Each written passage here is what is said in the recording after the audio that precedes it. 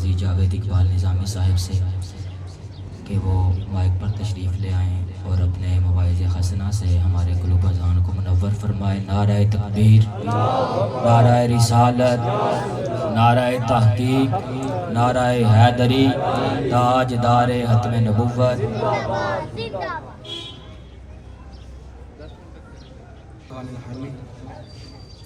وبالوالدین احسانا اما یبلغن عندک الکبر احدهما او کلاهما فلا تقل لهما اف ولا تنهرهما وقل لهما قولا کریما واخفض لهما جناح الذل من الرحمة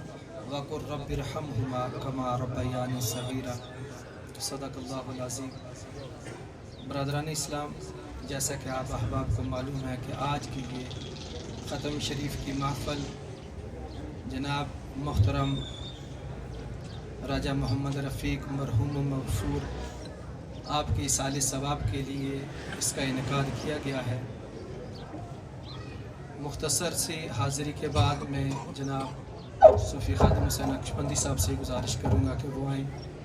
میں صرف ایک دو باتیں عرض کر کے اپنی معروضات کو ختم کروں گا، چونکہ جناب یہ پتہ چلا ہے کہ برسٹر صاحب کا جنازہ جو ہے وہ بھی انہوں نے جلدی رکھا ہے، تو اس حوالے سے ہم کوشش کریں گے کہ احباب جو جنازے میں شریک ہونا چاہتے ہیں وہ بھی بر وقت تشریف لے جائیں۔ یہاں پر اس سے قبل مجھ سے قبل جناب محترم حضرت علامہ مولانا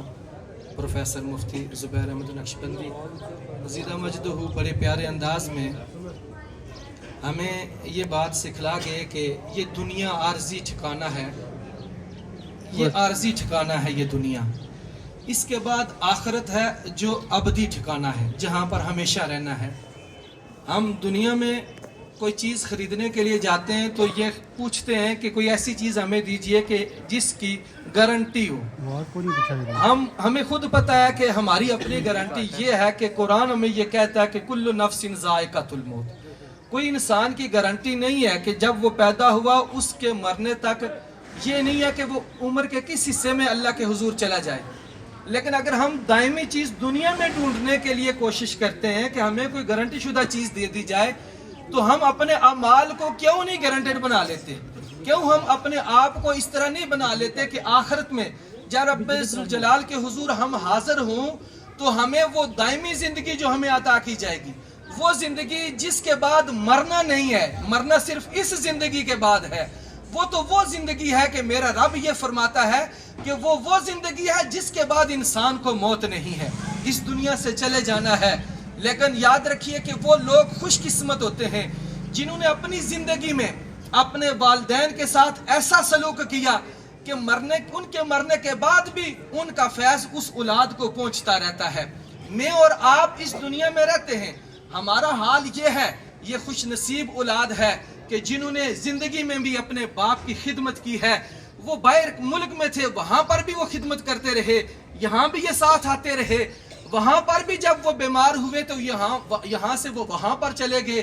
لیکن انہوں نے اس وقت بھی اپنے باپ کی خدمت کی ہے جب اس باپ کو خدمت کی ضرورت تھی۔ اور آج کی یہ محفل سجا کر انہوں نے یہ بھی بتلا دیا، ہم اپنے باپ کے جانے کے بعد ہم نے انہیں بلایا نہیں ہے۔ کیوں؟ میرے آقا صلی اللہ علیہ وسلم کی حدیث مبارکہ ہے، میرے آقا صلی اللہ علیہ وسلم نے فرمایا انسان کو جب قبر میں رکھا جاتا ہے، انسان جب قبر میں جاتا ہے اسے یہ محسوس ہوتا ہے کہ پانی جو ہے وہ میری گردن تک پہنچ چکا ہے، اب وہ یوں وویلا کرتا ہے، اسے یہ ڈر ہے پانی اور اوپر ہو جائے گا۔ یہ قبر والے کے حالات میرے آقا بیان فرما رہے ہیں۔ اب وہ اس خیال میں کہ پانی اوپر چلا جائے گا، حدیث پاک کے الفاظ ہیں، اس وقت وہ انسان یوں کہتا ہے، پکارتا ہے اپنے باپ کو۔ میرے آقا فرماتے ہیں من ابن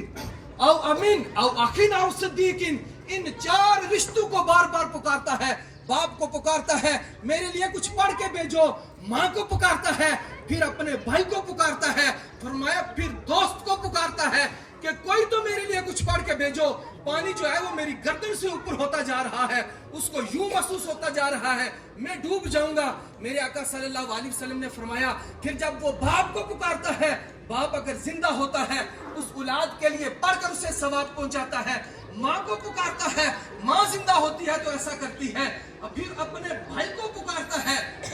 لیے کوشش کرتا ہے. فرمایا پھر صدیق اپنے دوست کو پکارتا ہے, دنیا میں جس کے ساتھ اس کا بڑا تعلق تھا, آج اسے ضرورت پڑی ہے, کوئی رشتہ اس تک کچھ پہنچا نہیں رہا, پھر وہ دوست اس تک کو پہنچاتا ہے. میرے آقا صلی اللہ علیہ وسلم فرماتے ہیں جب اس کے لیے پڑھ کر گھر سے کوئی درود پڑھ کر, کوئی سلام پڑھ کر, قرآن پڑھ کر جب اس کو ایصال ثواب کیا جاتا ہے, وہ آدمی اتنا خوش ہوتا ہے. میرے آقا فرماتے ہیں دنیا اور ما فیہا میں جتنا کچھ ہے ساری کائنات کی بادشاہت اسے دے دی جائے, وہ کہتا ہے کہ مجھے اس سے بھی زیادہ خوشی اس کلام کی ہوئی ہے جو پڑھ کر مجھے ایصال ثواب کیا گیا. گویا اس دنیا سے چلے جانے کے بعد انسان کو ضرورت ہوتی ہے, وہ رشتوں کو پکارتا رہتا ہے, اور والدین تو وہ رشتہ ہے جو انسان کے لیے ظاہری اسباب ہے انسان کے پیدا کرنے کا, پیدا رب فرماتا ہے, لیکن ماں باپ ظاہری اسباب ہیں. انسان اس دنیا میں آتا ہے, ہماری حالت یہ ہے, ہم دنیا میں تو یہ خیال کرتے ہیں ان کی زندگی میں ہمیں ان کا ادب ہو یا نہ ہو, مرنے کے بعد ہم بہت کچھ کرنے کو تیار ہو جاتے ہیں, لیکن یہ بدقسمتی ہوتی ہے کہ والدین زندہ ہوں اور انسان بدبختی کی زندگی گزارے. ماں باپ ایک کمرے میں بند ہوں, اسے اپنے کمرے سے باہر نکلنے کا ہوش نہ ہو, میری ماں کس حالت میں ہے, میرا باپ کس حالت میں ہے. آئیے میرے آقا صلی اللہ علیہ وسلم کا فرمان سنیے. میرے آقا صلی اللہ علیہ وسلم نے فرمایا لوگوں یاد رکھو, اگر تم یہ چاہتے ہو جہاد دنیا میں سب سے بڑا اعزاز ہے اور ثواب ہے, اور شہید وہ ہے جو بغیر جو ہے وہ کفن دفن کے اسے دفنایا جاتا ہے. ارے جس کی بخشش پہلے سے کر دی جاتی ہے, جہاد میں شامل ہونے والے کے لیے یہ اعزاز ہے. لیکن میرے آقا صلی اللہ علیہ وسلم فرماتے ہیں وہ آدمی جس نے رات سونے سے پہلے اپنے والدین کو ہنسایا, اپنے والدین کے پاس بیٹھ کر کچھ لطیفے سنا کر انہیں خوش کیا, ہنسایا, سو گیا, میرے آقا فرماتے ہیں میدان جنگ میں جانے سے اس کا یہ عمل سب سے بہتر ہے. میدان جنگ میں جہاد سے بہتر یہ عمل ہے وہ اپنے والدین کو اپنی زندگی میں خوش رکھے, اپنے والدین کو اپنی زندگی میں خوش رکھے. میرے آقا صلی اللہ علیہ وسلم نے فرمایا ہم میں سے ہر ایک کے پاس اتنی ہمت نہیں ہم حج کریں کیونکہ حج کا بڑا ثواب ہے, لیکن میرے آقا فرماتے ہیں اگر کوئی شخص یہ چاہتا ہے اسے ایسے حج کا ثواب ملے جو قبول ہو چکا ہے, وہ بس صبح اٹھ کر اپنے والدین کی زیارت کیا کرے, اپنے والدین کو دیکھے. میرے آقا صلی اللہ علیہ وسلم نے جب یہ فرمایا تو ایک صحابی عرض کرنے لگے یا رسول اللہ صلی اللہ علیہ وسلم اگر اس کو 2 مرتبہ دیکھا جائے والدین کو, میرے آقا فرماتے ہیں اللہ اس کو 2 حج مقبول کا ثواب عطا فرمائے گا. وہ صحابی کرتے کہ یا رسول اللہ اتنی بار دیکھا جائے, میرے آقا نے فرمایا ہاں وہ رب بڑا کریم ہے, اپنے بندے کی نیت کو جانتا ہے, وہ اتنے حجوں کا اسے ثواب عطا فرمائے گا. یہ دنیا میں ہمارے لیے یہ ضروری ہے ہم ان رشتوں کی قدر کریں, ان والدین کی قدر کریں جو ہمارے لیے ضروری ہے. مرنے کے بعد ہم جو چاہے مرضی کرتے رہیں, دنیا میں ہم نے انہیں تکلیف دے رکھی, ہمیں علم نہیں ہے, باپ بیماری کی حالت میں چارپائی پہ پڑا ہے, ماں کرکرا رہی ہے, ہمیں خبر نہیں ہے, ہم اپنے آپ میں مگن ہیں, اپنے کمرے میں سوئے ہوئے ہیں, والدین کی خبر نہیں ہے. بس مرنے کی دیر ہوئی ہم نے دیگیں چڑھانا شروع کر دی, بتا دیا لوگوں کو کہ ہم بڑا ادب کیا کرتے تھے. نانا دنیا میں اگر ادب نہ کر سکے, دنیا میں اگر اپنے والدین کی عزت و تکریم نہ کر سکے, اور اس کے بعد دیگیں چڑھانے کا کوئی فائدہ نہیں ہے, اس کے بعد ان والدین کے لیے کوشش کرنے کا کوئی فائدہ نہیں جو زندگی میں ہم نہ کر سکے. آخری بات عرض کر کے اپنی معروضات کو ختم کرتا ہوں. یہ تو والدین وہ عطیہ ہے. میرے آقا صلی اللہ علیہ وسلم کے دور اقدس میں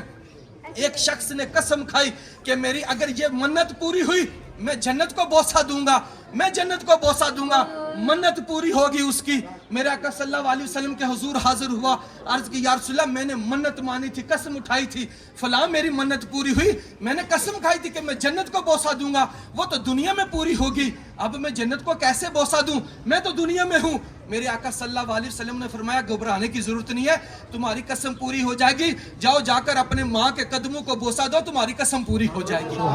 وہ صحابی کہنے لگے یا رسول اللہ صلی اللہ علیہ وسلم میرے تو والدین ہی نہیں ہیں, میرے تو والدین ہی نہیں ہیں. میرے آقا صلی اللہ علیہ وسلم نے یہ نہیں فرمایا اب تمہاری قسم نہیں پوری ہو سکتی. میرے آقا صلی اللہ علیہ وسلم نے یوں فرمایا جاؤ جا کر اپنی ماں کی قبر کو بوسہ دو, تمہاری قسم پھر بھی پوری ہو جائے گی. نعرہ تکبیر, نعرہ رسالت, نعرہ حیدری, تاجدار ختم نبوت. لیکن اس کے بعد پھر وہ صحابی عرض کرنے گئے یا رسول اللہ صلی اللہ علیہ وسلم مجھے تو یہ بھی نہیں پتا کہ میرے والدین کی قبر کدھر ہے، مجھے تو قبر کا بھی علم نہیں ہے۔ آپ صلی اللہ علیہ وسلم نے فرمایا کہ تم قبر کو جا کر بوسہ دو۔ عرض کرنے لگا یا رسول اللہ مجھے یہ بھی خبر نہیں ہے میری ماں کی قبر کتنی ہے، میں کیا کروں؟ میرے آقا صلی اللہ علیہ وسلم نے فرمایا گھبرانے کی ضرورت نہیں ہے، ایک خط کھینچو اس طرح لائن لگاؤ اور یہ کہو یہ میری ماں کی قبر ہے، تم اس کو بوسہ دو، پھر بھی تمہاری قسم پوری ہو جائے گی۔ والدین تو وہ ہیں کہ جن کی عزت و تکریم ہمارے لیے فرض ہے، اور قرآن کا حکم ہے کہ اپنے والدین کے سامنے اف تک نہ کہنا، اف کا کلمہ بھی نہ کہنا۔ ارے اف کسے کہتے ہیں کہ والدین کوئی بات کہیں اور ہم آہ کہہ دیں یا اف کہہ دیں آپس میں، تو قرآن نے اسے بھی جرم قرار دیا ہے، اسے بھی گناہ قرار دیا ہے۔ والدین کے سامنے تو باری زبان سے اف بھی نہ نکلے، اور ہماری بدبختی کا یہ عالم ہے ہم باپ کو نصیحتیں کرنے کے لیے بیٹھتے ہیں، ماں کو اپنی پڑھائی دکھاتے ہیں، ماں باپ کو اپنی ڈگریاں بتاتے ہیں، میں بہت بڑا عالم ہوں، میں بہت بڑا فلاسفر ہوں، میرے پاس بڑی بڑی ماسٹر ڈگریاں موجود ہیں، آپ پرانے زمانے کے لوگ ہیں، آپ کو کیا خبر ہے؟ نہ، یہ سب سے بڑی بدبختی ہوتی ہے کہ اس بچے کو جس کو بولنا نہیں آتا تھا، ماں جس زبان سے بولا کرتی تھی وہ بولتا نہیں تھا، ماں اس کی توتلی زبان کو بھی سمجھ جایا کرتی تھی، وہ ماں کو ڈگری دکھاتا ہے، وہ اس باپ کو ڈگری دکھاتا ہے جس کے سامنے اس بچے کو بولنے کی طاقت نہیں ہوتی تھی، لیکن باپ سمجھ جاتا تھا میرا بیٹا کس چیز کی طرف اشارہ کر کے چیز لینا چاہتا ہے، باپ وہ چیز اسے دے دیا کرتا تھا۔ وہ جب بولتا نہیں تھا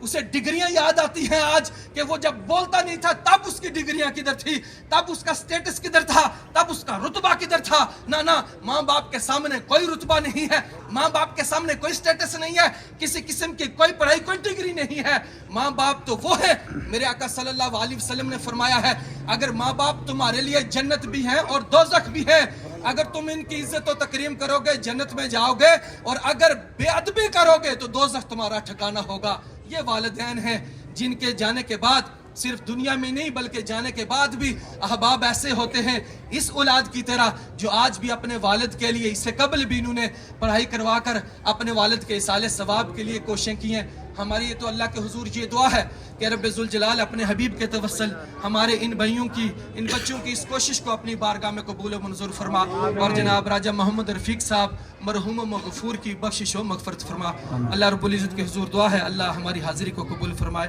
وما علیہ الا البلاغ۔